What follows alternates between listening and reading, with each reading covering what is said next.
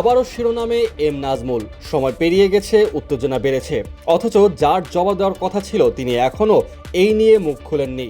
আবার জানা গেছে শোকজের জবাব দেননি নাজমুল, উল্টো বিসিবির কাছে জানতে চেয়েছেন তারা তাকে শোকজ করতে পারে কিনা। ক্রিকেটারদের নিয়ে অবমাননাকর মন্তব্যের জেরে বিসিবি সভাপতি এম নাজমুল ইসলামকে কারণ দর্শানোর নোটিশ দিয়েছিল বাংলাদেশ ক্রিকেট বোর্ড। নোটিশে স্পষ্ট করে বলা হয়েছিল জবাব দেওয়ার জন্য সময় থাকবে 48 ঘন্টা, সেই সময় সীমাও বেঁধে দেওয়া হয়েছিল। কিন্তু বিসিবির একটি সূত্র জাগো নিউজ নামে এক গণমাধ্যমকে নিশ্চিত করেছে নির্ধারিত সময় পার হলেও নাজমুল এখনও সেই নোটিশের কোনো জবাব দেননি। বিশ্বকাপ ইস্যুতে ক্রিকেটারদের ক্ষতিপূরণ প্রসঙ্গের প্রশ্নের মুখে পড়ে নাজমুল সংবাদ মাধ্যমে এমন কিছু মন্তব্য করেন যা ক্রিকেটারদের মধ্যে তীব্র ক্ষোভ তৈরি করে। সেই রাতেই ক্রিকেটারদের সংগঠন কোয়াব তার পদত্যাগের দাবি করে। শুধু তাই নয়, নাজমুল পদত্যাগ না করা পর্যন্ত সব ধরনের ক্রিকেট কার্যক্রম বয়কটের ঘোষণাও আসে।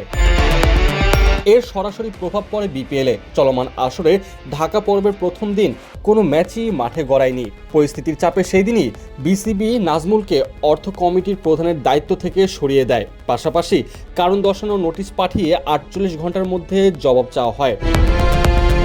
বিসিবি পরিচালক এবং বিপিএল গভর্নিং কাউন্সিলের সদস্য সচিব ইফতেখার রহমান মিঠু আগেই জানিয়েছিলেন নোটিশের জবাব দেওয়ার শেষ সময় হবে আজ বেলা 11টায়। সেই সময় পেরিয়ে গেলেও বাস্তবতা হলো বোর্ডের হাতে এখনও কোনো জবাব পৌঁছায়নি। খোঁজ নিয়ে জানা গেছে শুধু জবাব না দেওয়াই নয়, নাজমুল নাকি এই বিষয়ে সংশ্লিষ্ট বিভাগগুলোর সঙ্গেও কোনো যোগাযোগ রাখেননি। ফলে বিসিবির কর্মকর্তারাও নিশ্চিত নন তিনি আদৌ নোটিশের জবাব দিবেন কিনা। এর আগে মিঠু স্পষ্ট করে বলেছিলেন নির্ধারিত সময়ের মধ্যে জবাব না এলে নাজমুলের বিরুদ্ধে পরবর্তী ব্যবস্থা নেবে বিসিবির ডিসিপ্লিনারি বিভাগ।